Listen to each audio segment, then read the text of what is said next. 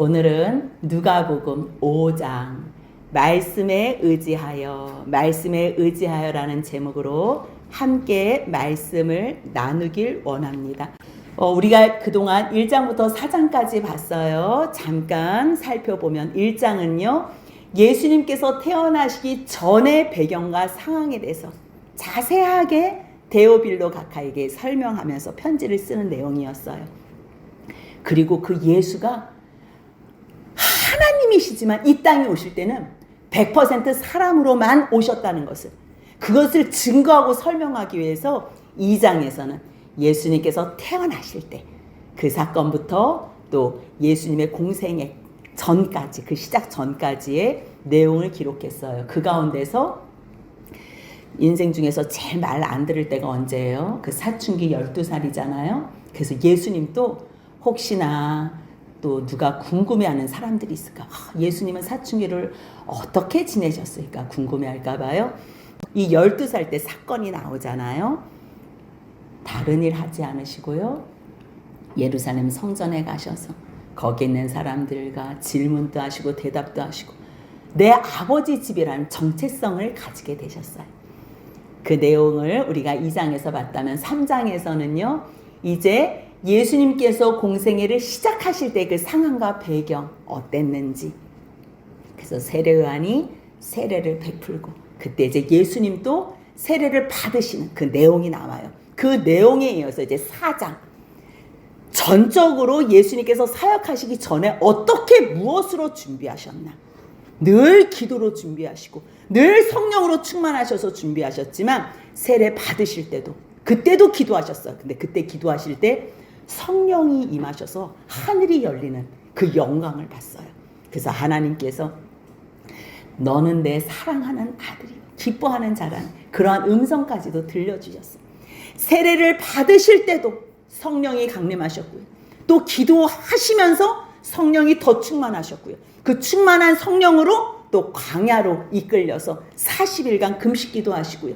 그렇게 40일간 금식기도 하셨는데도 불구하고 성령님께서 여전히 이끄시고 인도해 주시는데도 불구하고 이 마귀는요 감히 예수님에게도 나타나서 공격을 하고 시험을 하는 내용이 있어요. 그래도 상관없어요. 성령으로만 이끄심 당하면요 말씀으로 승리할 수 있기 때문에 그래서 능히 마귀를 이겨요. 그 마귀를 이긴 후에 이제 본격적인 사역을 시작해요. 예루살렘에서부터 시작하실 수도 있는데 성령의 이끌림은요 화려한 데서 시작 안 해요. 낮고 낮은 데로 아무도 알아주지 않는 저 나사렛 갈릴리 완전 시골로 가서 자기의 고향으로 가서 사역을 하세요. 예수님의 3대 사역을 우리가 같이 그동안 배웠어요. 말씀을 가르치는 것, 병든 자를 치유하는 것. 이 병든 자 치유에는요 귀신을 내쫓는 그 축기 사역도 하세요. 그리고 하나님 나라의 복음도 선포하세요. 이 땅에 사람으로 오신 예수님, 완전한 하나님이시고 하나님 본체이시지만 자기를 비워서 완전히 하나님과 동등됨을 비우셨어. 완전히 비워서 사람으로 오신 그 예수님께서 어떻게 이 땅에서 하나님께서 원하시는 그 모든 뜻을 순종하며 이루어 주실 수 있었나? 성령이 계속 우리가 몇 주 동안 지금 계속 같이 봤어요. 말씀을 가르치는 것도 성령의 능력으로, 병든 자 치유하는 것도 성령의 충만하심, 귀신 쫓는 것도 하나님께서 나에게 주신 그 성령으로, 그리고 하나님 나라 복음 선포하는 것도 성령의 이끌린 심이라 그랬어요. 그래서 이 가르치는 사역, 또 치유 사역, 복음 선포 사역, 하나님 나라 복음 선포 사역, 이 모든 거를 할 때요 하나님이 구약에서 약속하신 그 많은 선지자들 통해서 내가 너희 사랑해, 너희들은 나의 형상을 닮은 내 자녀야. 왜 자녀를 낳아요? 왜 형상으로 만드셨어? 영원히 함께하고 싶어서, 사랑하고 교제하고 싶어서. 그래서 하나님의 형상으로 만든 그들 죄를 지었잖아. 그래서 하나님께서는 예수 그리스도를 주시기로 예정하시고 창세전에 교회를 하나님께서 그 교회에 거하시기로 예정했는데 그 교회의 머리는 누구예요? 그리스도. 그 교회의 몸은 누구예요? 우리. 그래서 그 교회를 예정하신 그 주님이요 성령으로 계속적으로 말씀하시고 또 말씀하시고 그 성령의 충만함으로 그 말씀이 이루어지는 거예요. 주의 성령이 내게 임하셨을 때 하나님께서 자기의 종, 기뻐하시는 종에게는 무엇을 주신대요? 성령. 그래서 그 성령이 내게 임하시는 사람들은 다른 거 전파하지 않아요. 주의 은혜의 해를 전파해요. 많은 선지자들이. 그래서 아브라함과 그의 후손들도 하나님의 상속자가 된다는 그 약속을 받았대잖아요. 율법 지킴으로? 아니지요. 믿음으로. 우리 금요일에 같이 봤어요. 로마서까지 보면서 히브리서 같이 나눴어요. 오직 주님의 성령이 임한 사람은 주님의 은혜, 완전 자유, 희녕, 참 쉼, 안식, 영원한 안식, 그 말씀을 전파하는 거예요. 예수님도 하나님의 약속, 그 말씀이 이 땅에 임하셔서 그 주님께서 약속하신 그 주의 은혜의 해가 너희 귀에 응했다는 거예요. 그 응했다고 말씀을 읽어주고 그거를 선포하면 아멘 하면 되잖아요. 근데 나사렛 그 동네에 있었던 사람들은 뭐라 그래요? 예수님의 그 말을 분노하면서 요셉의 아들이 아니냐 비아냥거리고 자기들이 마음이 찔렸을 때 그 예수님을 낭떠러지까지 가서 밀쳐 떨어뜨려 죽이려고 했어요. 주의 은혜의 해가 임했을 때요, 하나님의 말씀 앞에 아멘으로 화답해야지. 그걸 거역하지요? 그럼 주님은 그곳을 떠나요. 여러분들 은혜가 떠나면요, 그거 다시 회복하려면 최소한 10년 걸려. 주님께서 은혜 주실 때 마음에 찔려도요, 그렇습니다. 아멘입니다. 그렇게 고백하면요, 그곳에서 더 큰 역사가 일어나. 갈릴리 나사렛에서 주님의 말씀을 선포하고 가르치고 여러 가지 사역을 또 이적을 베푸셨지만 그들이 주님을 반가워하지 않아서 예수님은 가버나움으로 갔어요.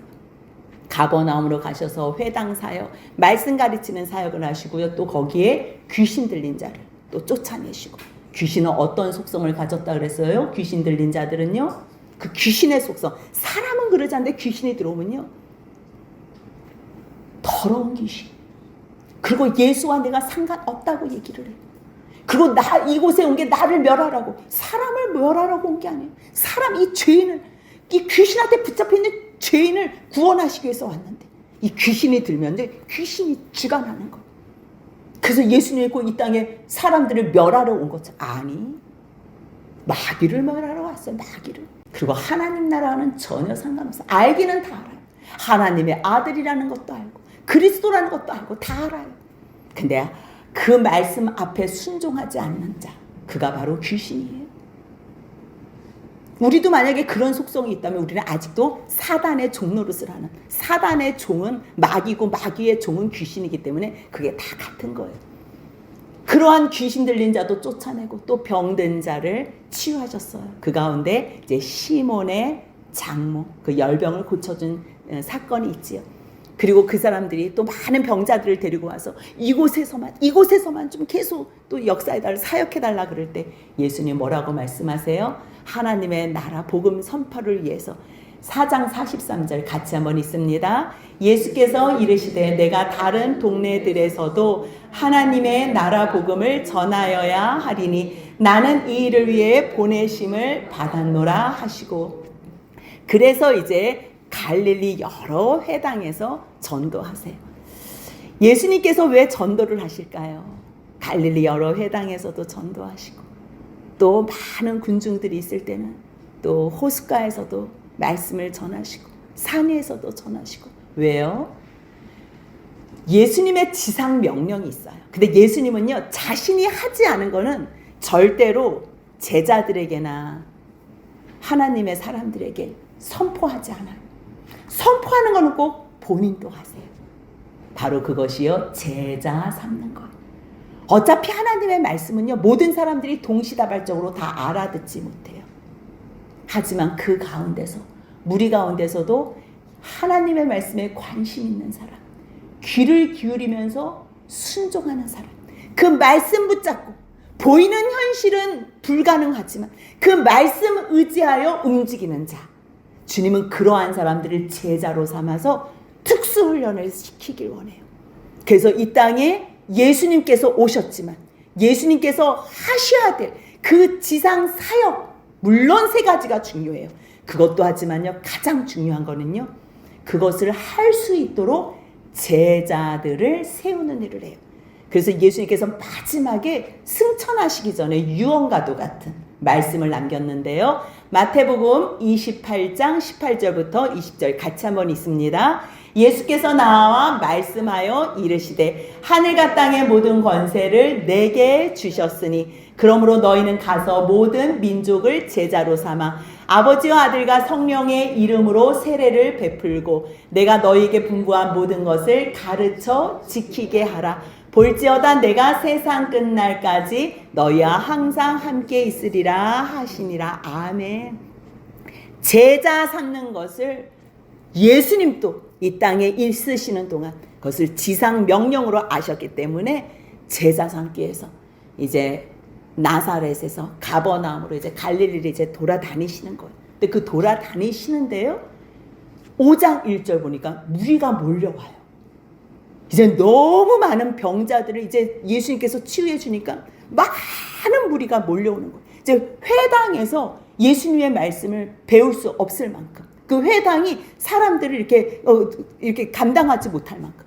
그래서 무리가 몰려와서요, 게네사렛이요, 디베랴 갈릴리 호수 같은 말이에요. 그래서 게네사렛 호수에 서서요, 말씀을 이제 증거하려고. 근데 딱 봤는데 이제 배가 두 척이 있어요.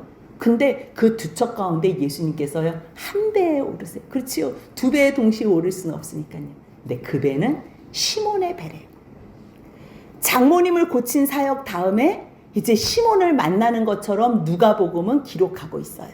근데 이 만남이 몇 번째 만남인지 우리가 요한복음, 마태, 마가복음을 통해서 우리가 좀 이해를 하고 해석을 하면 좋겠어요. 우리가 잘 모를 때는요, 요한복음을 보면 이렇게 정확한 답을 알 수 있어요. 열왕기 상하에서 잘 해석되지 않는 것, 사무엘 하에서 잘 해석되지 않는 거는요, 역대 상하를 보면 이렇게 정답같이 나오는 게 있거든요. 그렇듯이 이게 복음서, 공간복음, 마태, 마가, 누가복음이 잘 해석되지 않으면 요한복음을 가면 이렇게 정답처럼 써 있는데요. 예수님과 시몬 베드로는 언제 처음 만났나? 이제 그 말씀이 요한복음 1장 33절부터 나오는데요. 세례요한이 세례를 베풀어요. 세례를 베풀라고 이게 성령께서 말씀을 하셨나 봐요. 근데 그 성령께서 너가 세례를 베풀 때에 그 하늘에서 성령이 비둘기같이 내릴 때 그 사람이 하나님께서 보내시는 그 메시아다라는 걸 가르쳐 준 거예요. 그래서 세례요한이 1장 33절에서 고백해요. 나도 그를 알지 못, 당연히 모르지. 근데 나를 보내어 물로 세례를 베풀라고 말씀하신 그이가 성령께서 말씀하시지. 그래서 성령이 내려서 누구 위에든지 머무는 것을 보거든 곧 그가 성령으로 세례를 베푸는 이인 줄 알라 그랬다는 거. 그래서 내가 그를 봤는데 정말 그가 하나님의 아들이심을 증언했다는 거예요. 이 증언할 때에 세례 요한의 제자들이 많았어요. 근데 그 가운데에 사도 요한 있지요. 요한복음을 쓴 이 사도 요한과 안드레, 이 안드레는 베드로의 형제예요. 사도 요한의 형제는 야고보고요. 안드레의 형제는 베드로예요. 근데 그 세례 요한의 제자 중 두 사람과 세례 요한이 같이 서 있다가 저기 예수를 보면서 저기 보라 하나님의 어린 양이라 이렇게 말한 거예요. 그러니까 메시아를 기다리고 하나님의 어린 양이라고 내 스승이 얘기를 하니까 이 두 제자 요한과 안드레가 그 말을 듣고 바로 예수를 따라요.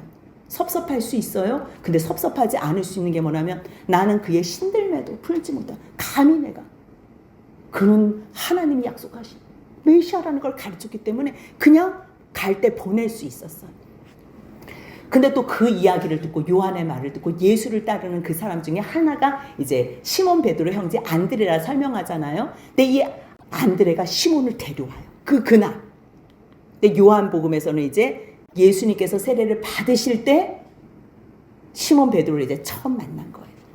그럼 여기서 마태복음에서는요, 순서가 예수님께서 세례를 받으세요. 그리고 성령께 이끌려 마귀에게 시험을 받아요. 근데 요한복음에는 성령에 이끌려 마귀에 시험 받는 내용이 안 나와요. 요한복음은. 왜? 이제 이유를 알아야 돼요. 요한복음은 예수가 사람으로 오셨지만 그분은 원래 하나님이셨다. 태초에 말씀이 계신 그 말씀이 하나님이시다. 그 말씀으로 세상이 창조됐다. 그 말씀인 하나님인 것을 설명하기 위해서 어디 마귀가 하나님을 이건 말이 안 되잖아요. 그래서 그걸 뺐어요. 요한복음은 그래서 예수가 하나님이신 것을, 그리고 예수가 하나님의 아들인 것을 믿고 그 이름, 예수의 이름을 힘입어서 너희가 영생을 얻게 하기 위해서 내가 기록한 거라고 썼잖아요. 근데 마태, 마가, 누가복음은요, 예수님의 그러한 공생의 사역을, 마태는 예수의 왕으로 오심을 기록했다면 마가는 상반적으로 예수께서 종으로 오심, 요한복음이 예수께서 하나님으로 오신 것을 기록했다면 누가복음은 예수님께서 인간으로 100% 인간으로 오신 것을 기록했어요. 그래서 마태복음도 마가복음도 누가복음도 다 예수님이 마귀에게 시험 받으신 것이 그대로 있어요.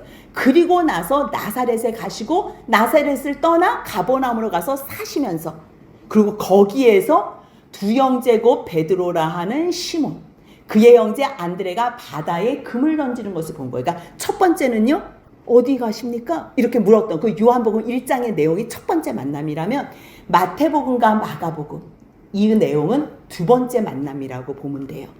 잠깐 만났지만 그때까지도 예수님의 제자는 아니었어요. 아무리 예수님이 따르라 그래도 어떻게 내가 가정을 다 두고 따라요. 그러니까 다시 이제 파트로 이제 종사를 하는 거지요. 우리가 교회에서도 전임이 있고 파트타임 종들이 있잖아요. 그런 것처럼 이들도 따르라 그러지만 이걸 전체적으로 전격적으로 따를 수가 없었어요. 그러니까 또 다시 돌아가서 두 번째 만난 것이 그물을 던지는 그 모습을 봤어요. 근데 그때 베드로의 장모를 고쳐주는 사건이 있어요. 그런 후에 10장에서 이제 그의 12제자를 부르세요. 이제 완전히 다 10명이 구비된 거죠. 같은 맥락으로 마가복음은 굉장히 일사천리적으로 이제 간단하게 요점 정리를 했어요. 예수님께서 요단강에서 세례요한한테 세례를 받으셨어요. 그리고 사단한테 시험 받으셨어요. 그리고 갈릴리 해변으로 지나가시다가 가르치시는데 그 가르치는 거는 일단 다 이제 중간에 이렇게 나타나고요. 그리고 시몬과 그의 형제 안드레가 금을 던지, 이거 두 번째 만남이에요. 그때도 예수께서 뭐라 그래요? 나를 따라오라 그래요. 따라오라 그래요. 따라오라 그러는데도 불구하고 잘 따르지를 못했어요. 그래서 예수님께서 그 시몬의 장모 열병을 고쳐준 사건이 그 후에 나와요. 근데 마가복음 1장 31절 보면요, 그 장모가 치유된 다음에 열병이 떠나고 여자가 그들에게 수종드니라, 이 내용이 나오거든요. 왜 베드로한테 여러 번 따르라고 했는데도 따르지 못했을까? 한번 생각해 봐야 돼요. 가정이 있는 사람, 그것도 장모님까지 모시고 산다는 거는 이렇게 처가 식구가 좀 잘 사는 경우잖아요. 그래서 여기에 안드레도 같이 있고, 그러니까 시몬과 안드레 집에 들어갔는데 거기에 시몬의 장모님이 있으니까 그 집 자체가 이 장모님 집이에요. 장모님 집. 근데 장모님이 이렇게 자기 딸이 고생하는 걸 보고 싶겠어요? 베드로가 뭐 예수 쫓아다닌다 그러고 뭐 누구 쫓아다녀, 보기가 싫은 거예요. 그러니까 눈치를 줬겠지요. 그런 가운데서 이제 열병이 든 거예요. 열병이 들었는데 예수님이 고쳐줬잖아요.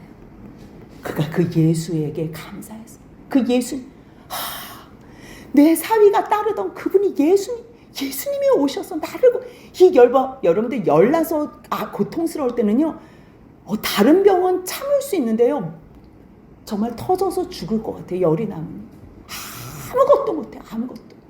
근데 그 열병을 고쳐주니까 곧 일어나서 수종 들잖아요. 그래서 누가복음 5장에서는요, 처음으로 부르셨나? 아니요, 처음으로 부르신 게 아니에요. 무리가 몰려와서 배 하나 달라 그래서 올라간 그 배가 시몬의 배인데요, 이건 처음이 아니에요. 우리가 지금 금방 봤지만 요한복음에서 첫 번째 시몬을 만났고요. 두 번째는요, 안드레와 시몬이 금을 던질 때, 그때 나를 따르라 그랬는데 그때도 풀타임으로 전임 사역자로 그렇게 제자로 따르지를 못했어요. 그럴 때 어떻게 해요? 주님께서는 집에 어려움을 주는 거예요.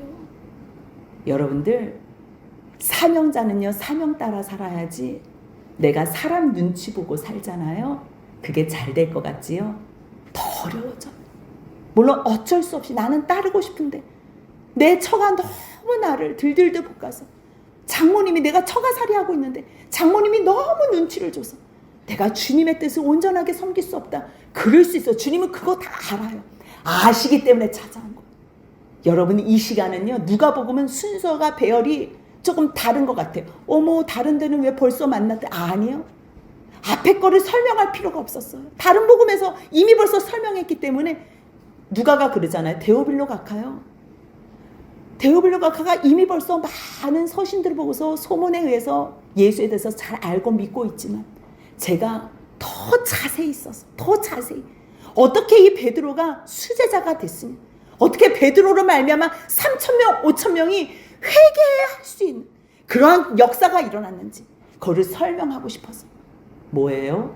베드로도 한 번에 순종한 게 아니라는 거예요. 여러분들, 성경에 이렇게 요점 정리로 나와서 이게 66권이거든요.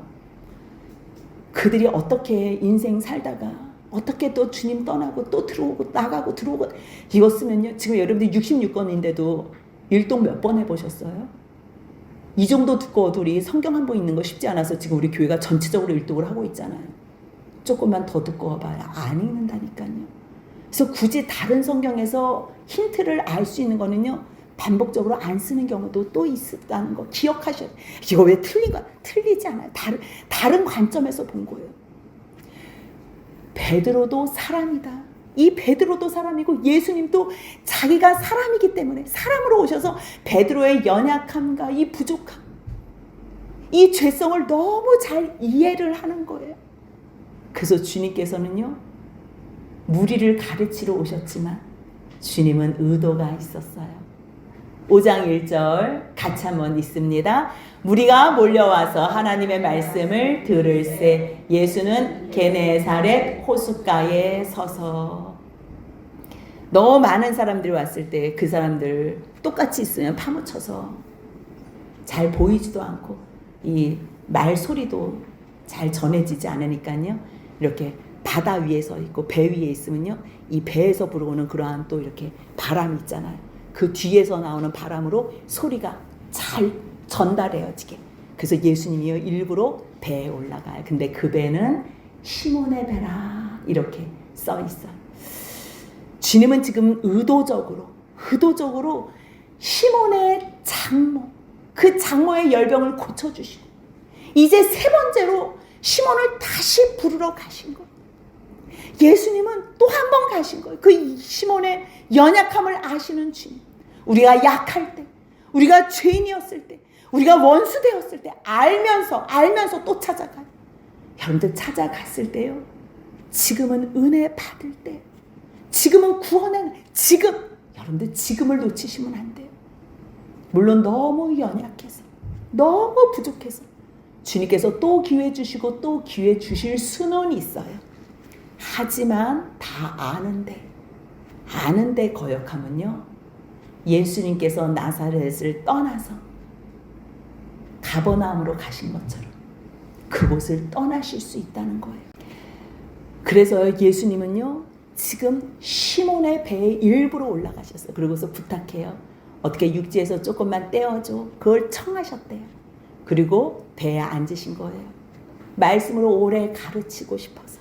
그래서 배에서 무리를 가르치신 거예요. 근데 이 시점이 어느 시점이라고요?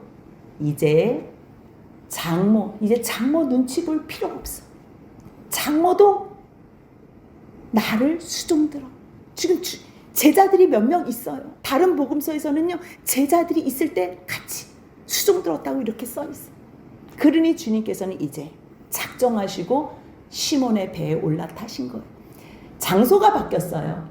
예수님께서 계속 회당 사역 하시다가 이제는요, 게네사렛 갈릴리 호숫가에서 많은 무리들을 대상으로 말씀을 전파하세요. 그리고 그 말씀의 선포의 배경은요, 배 두 척. 일부러 그러한 상황과 환경을 주님께서 기다리시고 선택하신 거예요. 그리고 그 배에 두 척이 있었던 이유도요, 밤새 그 배 두 척에 있었던 사람들, 하나는 베드로가 있고 하나는 그 요한과 야고보가 있었던 그 배 둘이에요. 근데 그 배가요 밤새 뭐 했냐면 물고기 잡아서 가족들 먹이려고. 근데 어젯밤은 100% 실패했어요.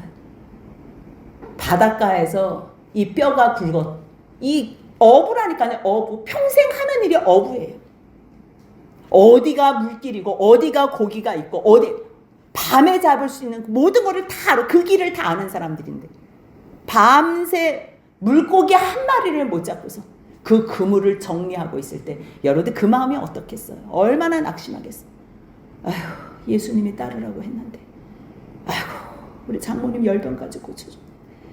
아이고 내가 지금 주님이 전에도 나보고 너는 사람을 낚는 어부가 된다 그랬는데 나 지금 이거 물고기도 못 낚고 있으니까 뭐 하는 짓인가? 그랬겠지. 이제 주님께서는요 그 무리들에게 말씀을 증거하시다가 베드로 개인한테 가요. 베드로 무리를 가르치시다가 이제는요 베드로 말씀을 마치시고 시몬에게 이르세요. 시몬에게. 베드로는요 예수님께서 아무리 사명을 주셔도 그 사명보다는 상황을 바라봐요. 눈치 보기 바빠요. 그래서 제가 눈치 보지 말, 사람 눈치 보지 말라는 거예요. 하나님만 바라보면 주님이 지혜 주시고 주님이 다 해결해 주세요. 근데 사명보다는 상황을 잠깐 바라봐요. 그리고서 사명 떠나서 할 때는 되던 일도 안 돼요. 장모님 열병 났지요. 자기 그래도 그 물고기 잡는 데는 뭐 둘째가라 서로 그러한 베드로였지만 되던 일도 안 돼.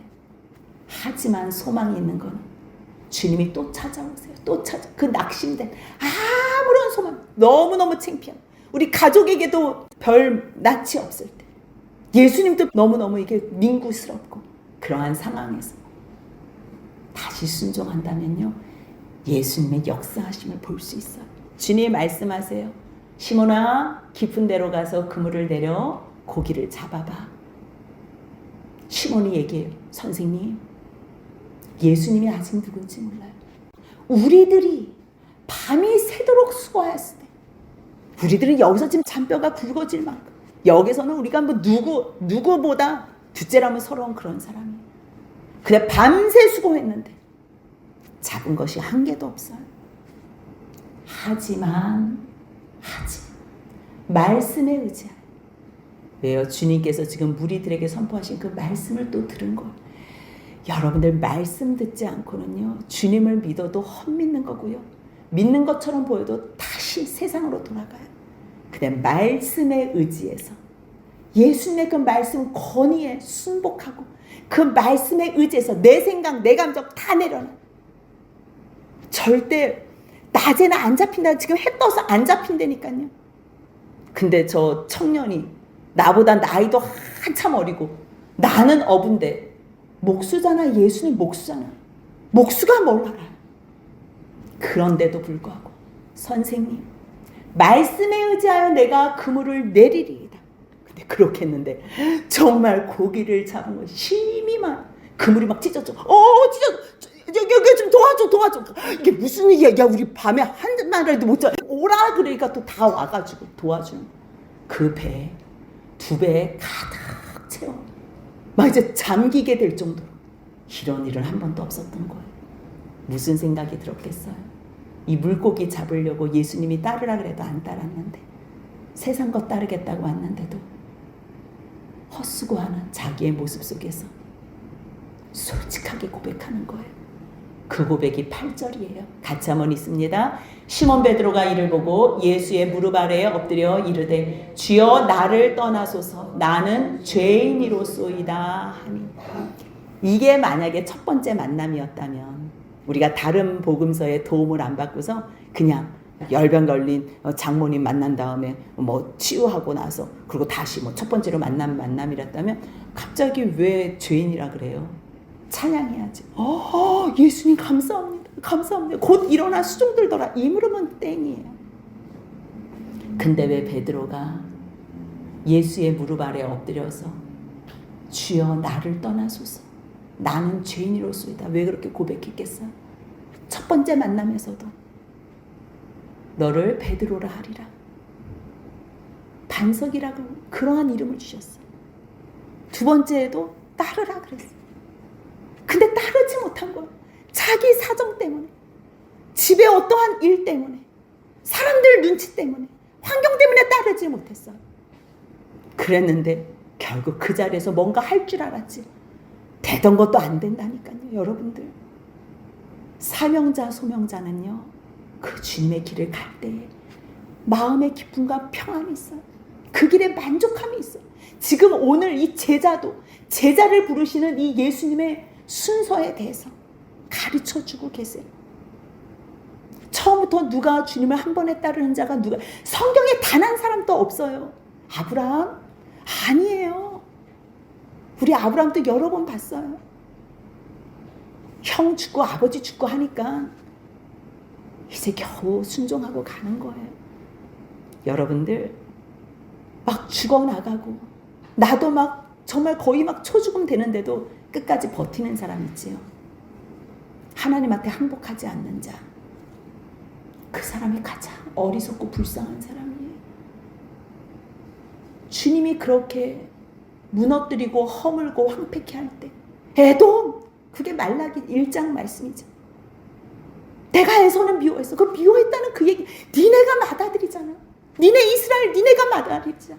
지금 반항하는 사람한테 나 야곱 사랑했어. 지금 뭐 사랑 고백, 내가 너희를 맏아들로 세웠는데 너희 힘 믿고서 끝까지 버텼지.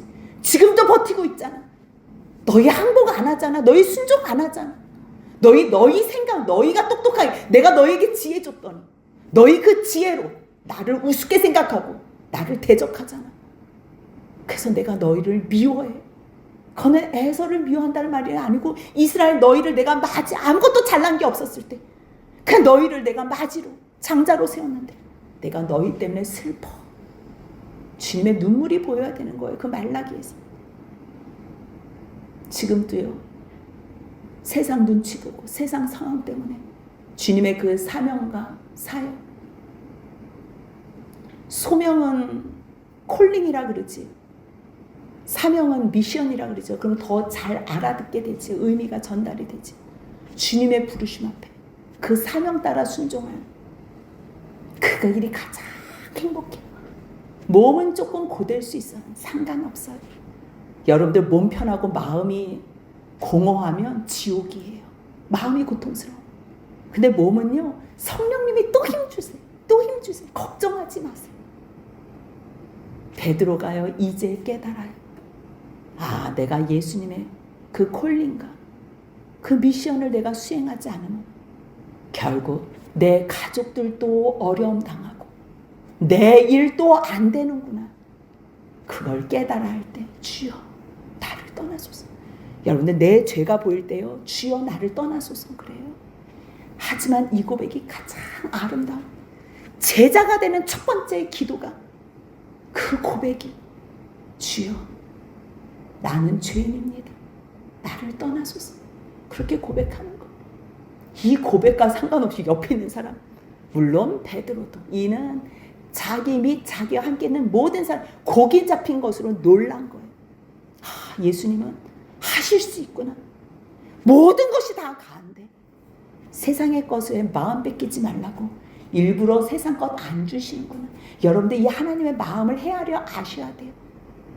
정말 세베대의 아들, 그 옆에 시몬의 동업자 야고보, 요한, 그 옆에 있는 배, 거기 사람들도 놀란 거예요. 그 모든 놀라고 두려워할 때 예수님이 시몬에게 무서워하지 마. 이제 후로는 너가 사랑을 취할 거야. 그때 5장 11절 같이 있습니다. 그들이 배들을 육지에 대고 모든 것을 버려두고 예수를 따른, 이제부터 파트 사역자에서 전임 사역자가 되는 전임 사역. 여러분들, 때로는 믿음이 없어서 우리가 파트 사역을 할 수도 있어요. 하지만 주님을 기뻐한다면, 주님을 기쁘시게 노력해서 기쁘시게 해드리는 거 아니고 주님 자체를 기뻐할 수 있다면요, 우리는 늘 주님 안에 정말 전임 사역자, 풀타임 사역자가 될 수 있는 거예요. 그 일을 베드로가 이제 시작해요. 한 번에 됐어요? 아니에요. 첫 번째, 두 번째 실패했을 때, 세 번째도 실패한 모습이지만 그 실패한 모습 속에서 예수님의 회복과 치유와 위로와 부르심이 있다는 거 기억하시면 주님, 내 상황, 내 생각, 세상 방법 다 옳지 않지만 오직 예수님의 말씀에 의지하여 내가 순종하겠습니다 그랬을 때 우리들이 제자의 길을 갈 수 있어요. 누가 제자의 길을 가요? 말씀 의지하여 순종하는 자. 그러한 자가 다시 마태복음 28장 19절처럼 제자로 다른 사람도 삼아서 하나님의 나라를 확장할 수 있다는 거 기억하시면 주님 오직 말씀에 의지하여 순종하는 저희 모두 되게 달라고 기도하실 때 그 복을 누리시는 저희 모두가 되시길 주님의 이름으로 축복합니다. 아멘.